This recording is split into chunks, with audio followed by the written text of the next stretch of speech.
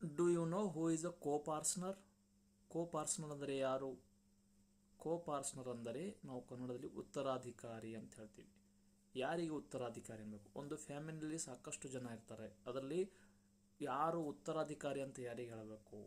ಈಗ ಒಂದು ಫ್ಯಾಮಿಲಿ ಇದೆ ಅಂದರೆ ಅಲ್ಲಿ ಫ್ಯಾಮಿಲಿಯಲ್ಲಿ ತಂದೆ ಅದನ, ತಂದೆಗೆ ಮಕ್ಕಳು ಅದಾವ, ಮೇಲ್ ಮಕ್ಕಳು, ಫೀಮೇಲ್ ಮಕ್ಕಳು, ಗಂಡು ಮಕ್ಕಳು, ಹೆಣ್ಮಕ್ಕಳು, ಹಳೆಯ ಅದನ, ಇನ್ನಿತರ ಸಾಕಷ್ಟು ಜನ ಇದ್ದಾರೆ. ಸೊ ಅವರೆಲ್ಲರಿಗೆ ನಾವು ಕೋ-ಪಾರ್ಟ್ನರ್ ತಂದಬೇಕಾ? ಇಲ್ಲ. They are the members. But who are the ಕೋ-ಪಾರ್ಟ್ನರ್?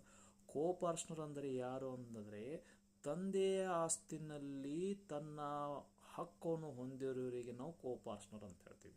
ಹಾಗಾದರೆ ಹಿಂದೂ ಕಾನೂನಿನ ಪ್ರಕಾರ, ಮಿತಾಕ್ಷರ ಸ್ಕೂಲಿನ ಪ್ರಕಾರ ಯಾರಿಗೆ ಕೋ-ಪಾರ್ಟ್ನರ್ ಅನ್ಬೇಕು?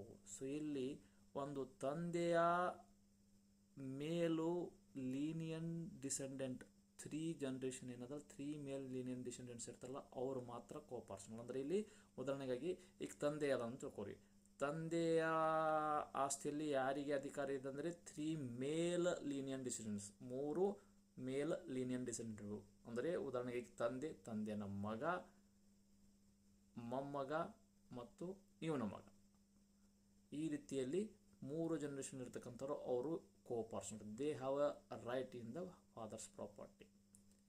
ಸೊ ಇದು ಮಿತಾಕ್ಷರ ಸ್ಕೂಲ್ನಲ್ಲಿ ಸ್ಪಷ್ಟವಾಗಿ ಹೇಳಿಕೊಟ್ಟಿದ್ದೆ. ಆದರೆ 2005ರಲ್ಲಿ ಒಂದು ಹೊಸ ಕಾನೂನು ತಿದ್ದುಪಡಿ ಮಾಡಿ ಈ ಕೋ-ಪಾರ್ಟ್ನರ್ಗೆ ಸಂಬಂಧಪಟ್ಟಂಥ ವಿಷಯದಲ್ಲಿ ಬದಲಾವಣೆ ಮಾಡಿದ್ದಾರೆ.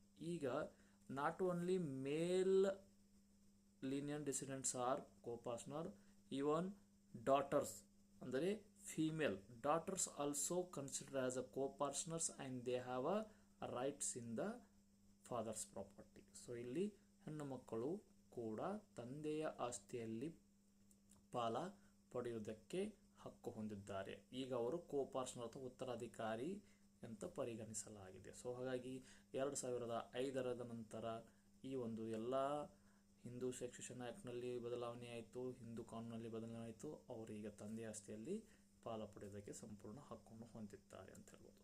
ಸೊ ಇದೇ ತರಹದ ಸರಳ ಭಾಷೆಯಲ್ಲಿ ನಿಮಗೆ ವಿಡಿಯೋ ಬೇಕಾದರೆ ನನ್ನ ಚಾನಲನ್ನು ಲೈಕ್ ಮಾಡಿ, ಶೇರ್ ಮಾಡಿ ಮತ್ತು ಸಬ್ಸ್ಕ್ರೈಬ್ ಮಾಡಿ. Thank you very much.